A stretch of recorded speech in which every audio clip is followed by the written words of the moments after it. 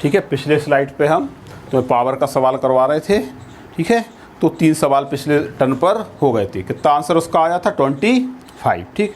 Fourth question देखो unsolved. Fourth question हम यहाँ पर लिख नहीं रहे हैं, उसके पूरे पॉइंट जो है उसको लिख दे रहे हैं, यहाँ से पढ़ के सुनाते हैं। एक्सरसाइज का फोर्थ क्वेश्चन है, two conducting wire of same material equal length and equal diameter. हमारे पास 2 वायर हम ले लेते हैं, एक ए और एक बी। इनकी लेंथ क्या है, इक्वल लेंथ है, ठीक है। समझना, सवाल को हम समझा के उसके पॉइंट लिख देते हैं, है ना। इक्वल लेंथ है दोनों वायर्स की, ए और बी की, यहाँ पर कर देते हैं ए और बी, ठीक है। इक्वल डायमीटर भी हैं उनके, है ना, बहुत अच्छा सवाल है ये, ठीक। और उनके मटेरियल भी सेम है।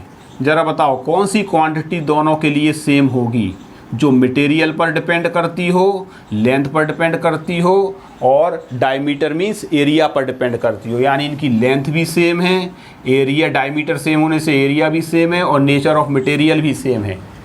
जब ये सभी क्वांटिटी सेम हैं, यानी ये nature of material means resistivity, बताया था ना हमने।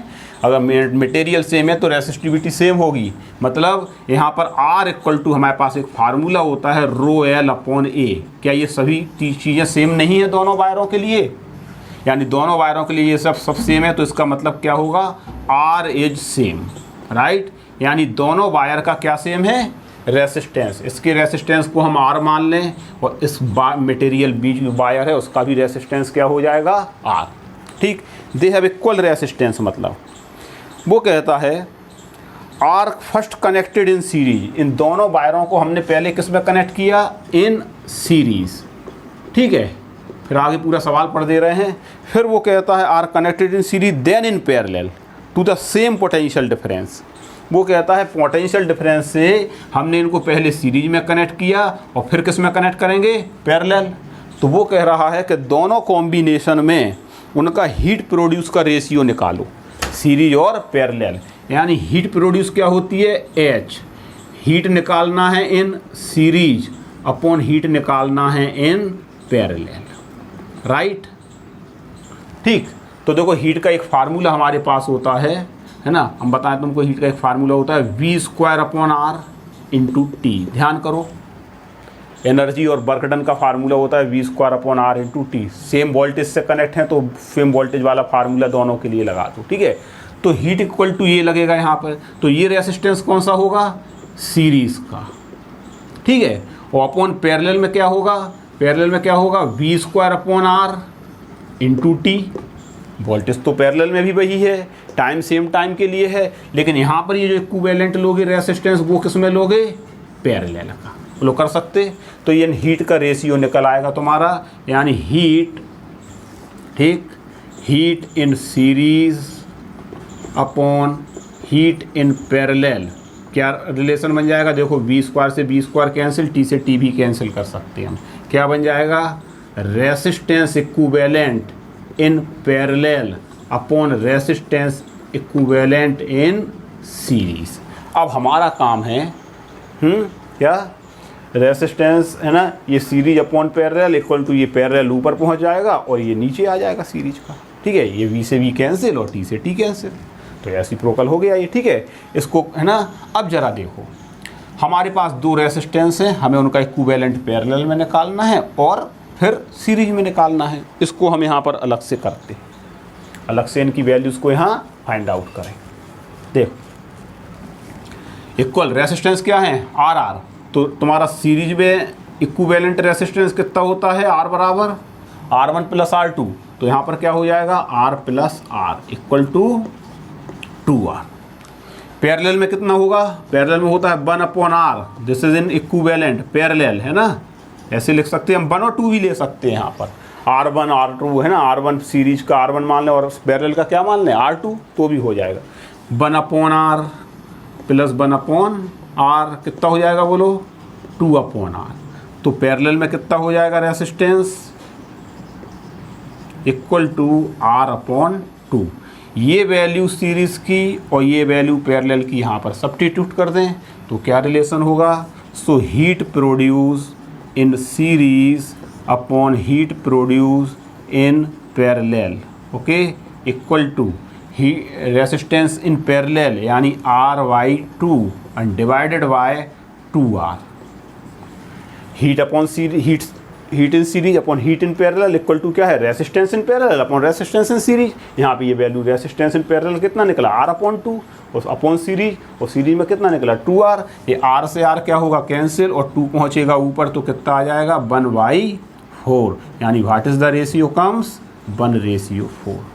So this is the ratio of heat produce in series upon parallel. इसको वेरीफाई कर लो किताब से कौन सा ऑप्शन सही है ना, ज़रा देखो एक बार इसका कौन सा ऑप्शन सही है। ठीक, किताब में 4 ऑप्शन दिए हैं हमारे, है ना, यानी सी ऑप्शन सही होगा चौथे क्वेश्चन का। ठीक है, चौथे क्वेश्चन का सी ऑप्शन सही होगा। सी ऑप्शन में दिया है 1/4, मिला लेना सी ऑप्शन। ठीक है, अपनी किताब खोल करके एनसीईआरटी में देखना, करेक्ट ऑप्शन इज सी। बहुत अच्छा क्वेश्चन है ये। ठीक, और इस क्वेश्चन से 10 क्वेश्चन बन जाएंगे अब तुम्हारे, इसलिए इसको जरूर कर लो। ठीक है, क्वेश्चन नंबर 4। क्वेश्चन नंबर 5 देखो, बहुत रीजनिंग क्वेश्चन है 5वां। How is a volt meter connected in circuit to measure the potential difference between 2 point. सीधा सीधा सवाल है ना, सीधा सीधा सवाल है कि वोल्ट मीटर को सर्किट में हम कैसे कनेक्ट करते हैं। देखो, हम तुमको जनरल पूरी कई चीज़ें इसमें से, ये क्वेश्चन में कई चीज़ें बता देते हैं। अगर कोई हमारे पास रेसिस्टेंस वायर था, ठीक है, और अगर इस रेसिस्टेंस में हमने करंट को फ्लो कराया, ठीक, this is 1 cell and this is your other cell. ठीक है, नेगेटिव ये इसका पॉजिटिव। ठीक, ये होता है 2 सेल कनेक्ट हैं तो एक बैटरी बन गई। ये क्या कहलाता है, की स्विच। ठीक, ये करंट फ्लो कराते हैं, तो करंट फ्लो कराने के लिए जब करंट फ्लो कराते हैं तो जो मेजर करता है करंट को वो क्या कहलाता है, एमीटर। एमीटर को हमेशा सर्किट में किस में कनेक्ट करते हैं हम, सीरीज़ में। और वोल्ट मीटर को मेजर करने के लिए वायर के साथ उसको किस में कनेक्ट करते हैं हम, पैरेलल में। याद रखना इस तरीके से। ठीक, वोल्ट मीटर हमेशा पैरेलल में क्यों कनेक्ट होता है, क्योंकि volt meter is always connected, लिख लो इसको, volt meter is always connected in parallel। ठीक है, वोल्ट मीटर को किसी भी सर्किट में हमेशा किस में कनेक्ट करेंगे हम, पैरेलल में। जबकि एमीटर इज कनेक्टेड इन हमेशा सीरीज। ठीक, ये तो बेसिक थ्योरी पूरी है। अब मेन क्वेश्चन यहाँ पर जो है केवल वो देखो कि how is an volt meter connected in circuit to measure the potential difference between 2 point. How is connected in parallel. क्यों पैरेलल में क्यों कनेक्ट करेंगे, पैरेलल में कनेक्ट करने का तरीका कारण ये है because potential difference is same, है ना, इन पैरेलल। आंसर लिख दो इसका, क्यों, क्योंकि इन पैरेलल पोटेंशियल डिफरेंस, जिसको हम क्या बोलते हैं, वोल्टेज, इज सेम। ठीक है, फॉर ऑल एप्लायंसेस, जितने भी एप्लायंसेस कनेक्ट होते हैं सबके लिए पोटेंशियल क्या होता है, सेम। ठीक, और पैरेलल में वोल्टेज सेम होता है ना पैरेलल में, इसीलिए हम वोल्ट मीटर को पैरेलल में कनेक्ट करेंगे। और सीरीज में करंट सेम होता है, इसलिए हम सीरीज कॉम्बिनेशन में किसको कनेक्ट करते हैं, एमीटर को। ये तुम्हारा एनसीईआरटी का कौन सा क्वेश्चन नंबर है, क्वेश्चन नंबर 5। ये क्वेश्चन नंबर 6 देखो। ठीक है ना, क्वेश्चन नंबर 6 करते जाइए, बहुत इंपॉर्टेंट क्वेश्चन है।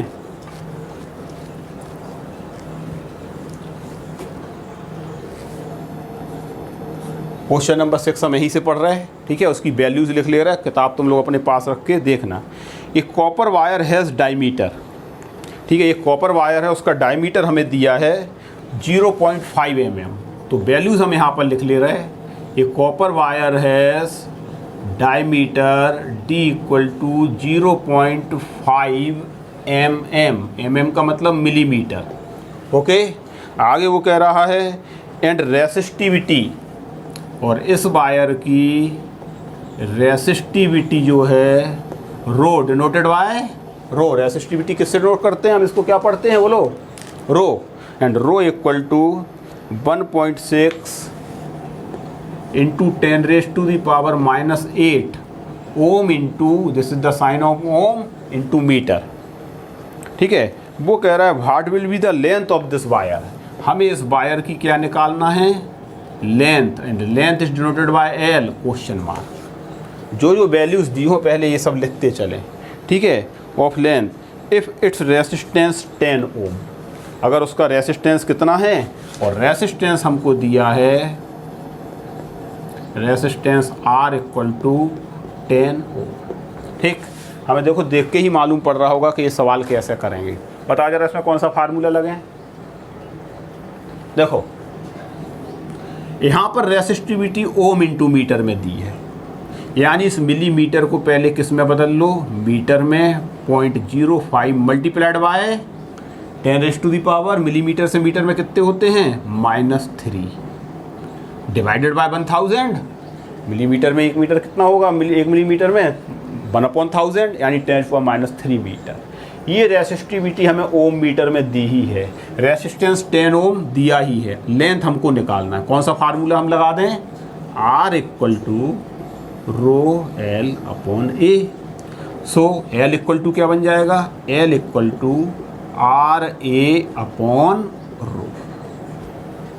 ठीक, अब हम वैल्यू को सब्स्टिट्यूट कर देंगे यहाँ पर, तो L equal to R means 10 ohm into A। हाँ, अब यहाँ पर देखो डायमीटर हमें दिया है, हमारे पास एरिया नहीं है। एरिया का फार्मूला बता सकते हो, यहीं पर रख दें हम, या चलो पहले यहीं पे फार्मूला लगा देते हैं। L equal to R into area, area का मतलब पाई इंटू R²। वायर कैसा होता है शेप में, सिलिंड्रिकल, और सिलिंड्रिकल वायर का एरिया होता है πr²/ρ। ठीक, अब तुमको यहाँ पर रेडियस भी निकालना होगी।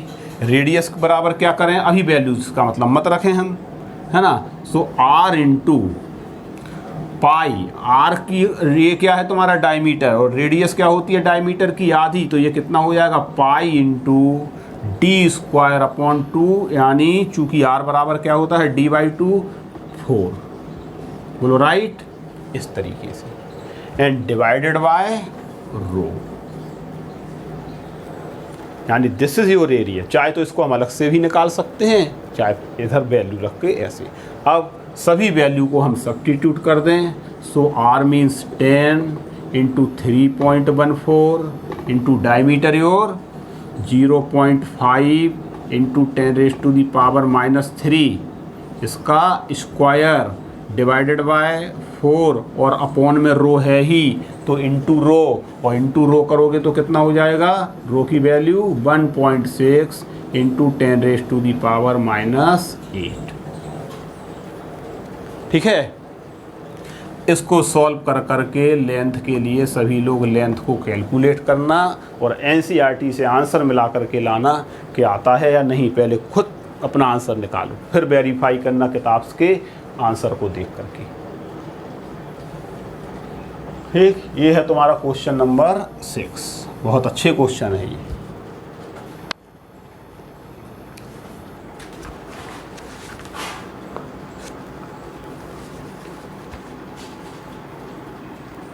ठीक है, इसी प्रकार से क्वेश्चन नंबर 7 है, ये एक्टिविटी बेस्ड क्वेश्चन है। देखो जरा, हटा दें इसको, आंसर वेरीफाई करके लाना इसका। क्वेश्चन नंबर 7 देखो, NCERT का क्वेश्चन नंबर 7। क्वेश्चन नंबर 7 तुम्हारा एक्टिविटी बेस है। हमने थ्योरी जब पढ़ाई थी तो ओम्स लॉ बताया था। वो कह रहा है कि V और I की कोई वैल्यूज़ दी हैं। ठीक है, V और I की कुछ वैल्यूज़ दी हैं। वो कह रहा है कि इनके बीच एक plot a graph between V and I and calculate the resistance. I की जो वैल्यूज़ दी हैं एम्पियर में, ठीक है, और उसके करस्पॉन्डिंग V की वैल्यूज़ दी हैं वोल्टेज की वोल्ट में।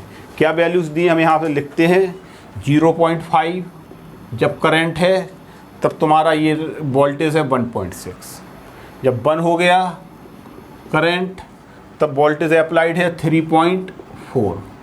ठीक, जब 2 एम्पियर करंट है तब तुम्हारा वोल्टेज है 6.7।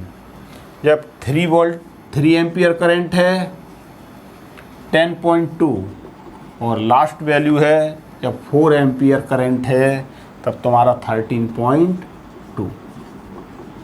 ठीक, वो कहता है कि V और I के बीच क्या खींचना है हमको, कर्व। तो सीधी सी बात है, यहाँ पर ये देखो पॉइंट है ना। जब तुम ग्राफ खींचोगे तो कोई एक स्केल को मेजर कर लेना ग्राफ पर, ठीक है।